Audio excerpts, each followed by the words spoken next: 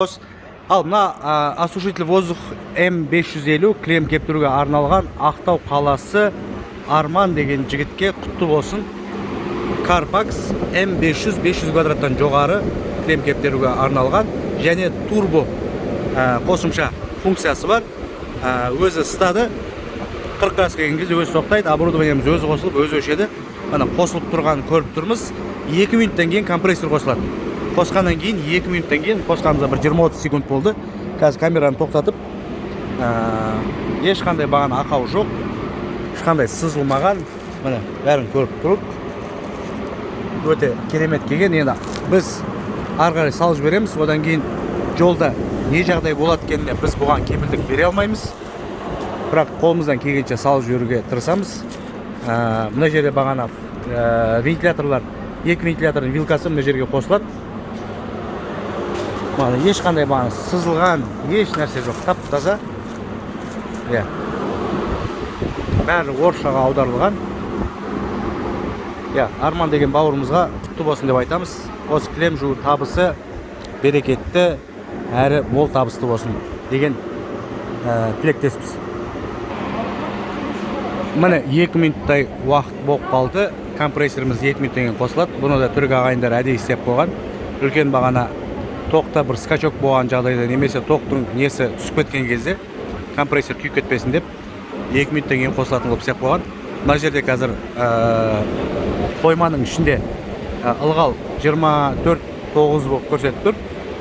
Температура 28 градус. Мына жердегі компрессор включен деген лампочканың жанғанын қазір көреміз.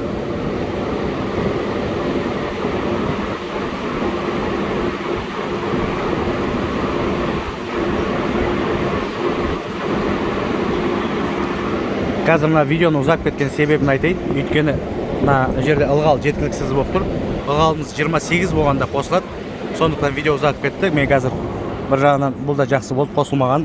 Мына жерге қазір қойманың ішіндегі ылғалдың жеткіліксіз болып тұрған. Мына жерде көріп тұрғандай, мына шүпірек тряпкамыз ылғалды, осыны бетіп қойып, жасанды түрде искусственно температураны көтереміз қазір. 35 болды, компрессор қосылды. Бұл не деген сөз? 28-ге келген кезде, 28-де өшіп, 35-ге келгенде, 35-тің шамасына келгенде қайтадан қосылады. Компрессорымыз қосылды, астынан жылы ауа соқты, үстінен енді жылы ауа, астына қарағанда жылы ауа азырақ болады, теннің болғанның өзінде. Өйткені астына компрессорымыз үлкен. Мына жерден байқасаңыздар, мына жерде қанша тен бар. Мына жақындап көрсетейін. Мыналардың бәрі мына тен. 1, 2, 3, 4, 5, 6 тен қойдық. Общий теннің киловатты бізде 3.9, яғни 4 киловатт деп айтуымызға болады. 4 киловаттық мына жерде теніміз қазір жұмыс істеп, жылы ауа беріп тұр. Міне, турбамыз, тендердің аты енді турба деп ат қойдық. Жан тұрған көріп тұр. Бұлай өшіреміз, бұлай қосамыз. Өшіріп қосудың мүлдем қажет жоқ, өзі қосылып тұра берген жақсы. Ал Арман бауырым, осушительдің құтты болсын. Бәсекелеске өсіп профессионалдық түрде кәсіби тұрарлық бол. Рахмет, табысты болсын, жемісті болсын кәсібің. Ассаламу-алейкум, клем жуу қауым. Міне, бүгін бізде Түркия елінен 8 клем жуатын аппаратымыз келіп жетті. М500 арнайы Carpaxқа арнайы жасалған. М500 500 квадраттан жоғары клем жуат деген мағынаны білдіреді. М500 дегеніміз. Және турбо. Алғашқы турбо қойғыздық. Турбо не екенін сіздерге түсіндірейін. Ішінде мынандай тендер қойдық. 6 тен бар бұның ішінде. Бұл 40 градусқа жеткен кезде өзі өшеді турбо. Яғни клемдердің бірнеше сағатқа ерте кебуіне әсерін тигізеді.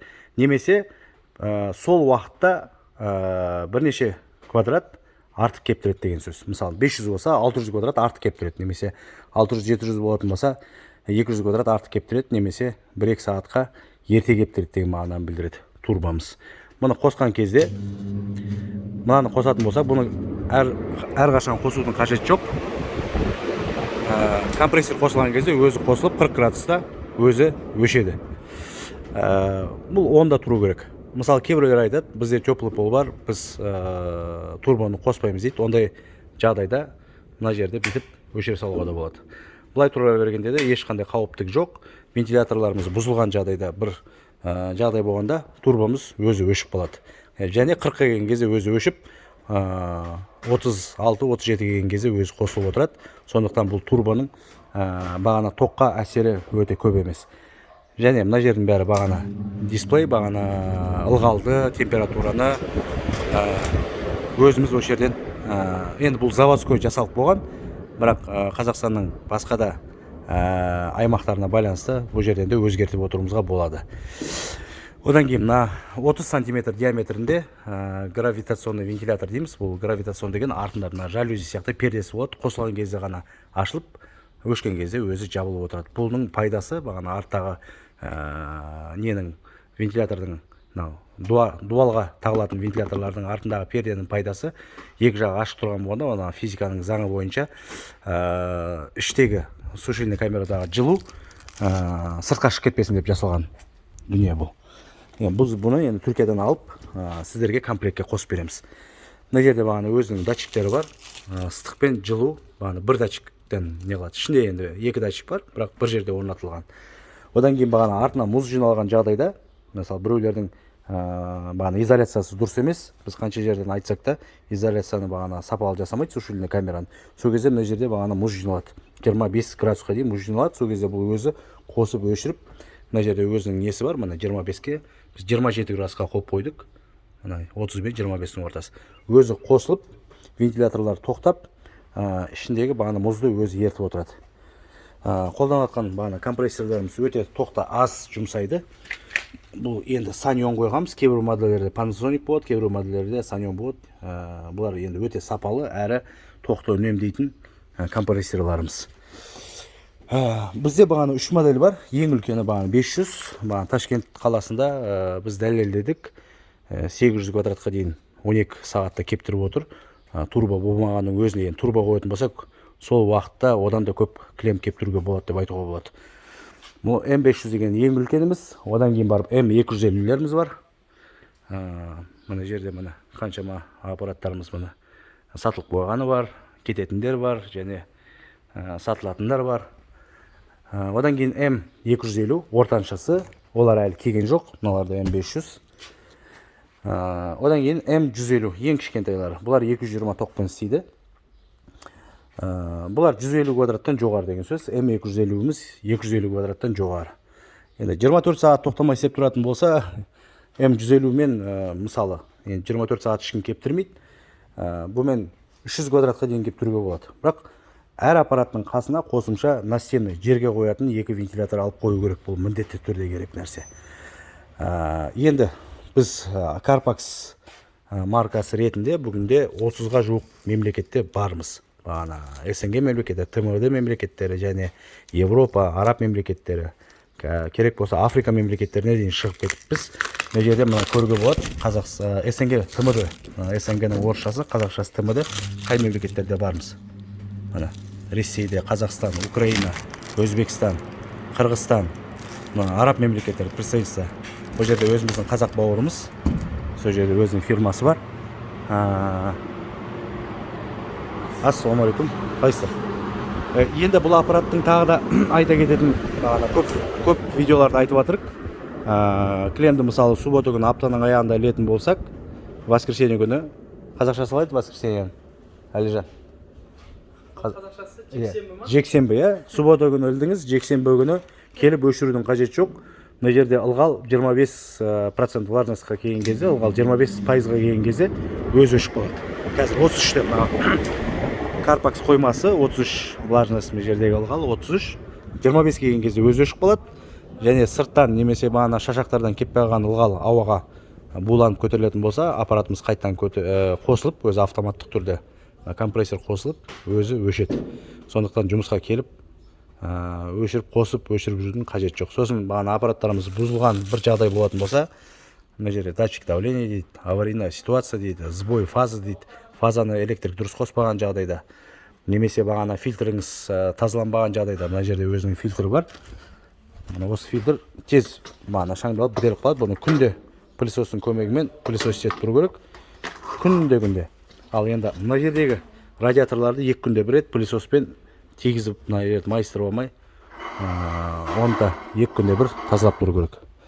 Тазаламаған жағдайда бағана ішіндегі қоқыстар, жүндер, кілемнің бағана шаштар жинап, ішінде давлениесі көтеріледі, мынау тұншыға бастайды. Сол кезде датчик давление жана бастайды. Енді аварийный ситуация бағана тоқтың бағана несі напряжениесі көп немесе түсіп кеткен жағдайда ішінде защиталар бар. Сол защиталар қосылып, мотор күйіп кетпеу үшін, компрессор күйіп кетпеу үшін мына жерде қосымша бағана автоматтарымыз бар. Солар бағана мотордың күйіп кетпеуіне себепші болады. Қосымша бағана өз қызметтерін атқарады. Сондықтан бұл аппараттарымызды біз түрік елінде түрік ағайындарға жасатамыз. 30 жылдық компания бағана істеп беріп жатқан бізге. Енді Карпакс деген ол өзіміздің отандық марка. Турбаны мына жақында қосқыздық, өйткені турбо қосу себебіміз көбісі изоляцияны дұрыс істемейді, одан кейін бізге ренжиді, бағана алған аппараттарымыз өз уақытысында кептірмейді деп. Әрине, әркімге біз кеп комиссия болып бағана әркімнің несін тексере алмаймыз. Сондықтан бағана турбо қоюға тура келді. Турбаның да тоққа деген көп әсері жоқ. Өйткені 40 градусқа жеткен кезде бұл турбо өшеді. Сондықтан маған тоққа өте үнемді. Ал енді қаласаңыздар, мына складымыз толып тұр. Әлі артынша 20-30 оборудование тағы да келе жатыр. Заказдарыңызды беріп, алып, кілемдеріңізді өз уақытысында кептіріп, бәсекелес конкуренттеріңізден кілемдеріңізді оларға қарағанда 2-3 күнге ертерек өткізіп, сондай компаниялардың қатарына кіруілеріңізге тілектеспіз. Әрдайым отандық өнім Карпакспен бірге болып, бірге дамыңыздар.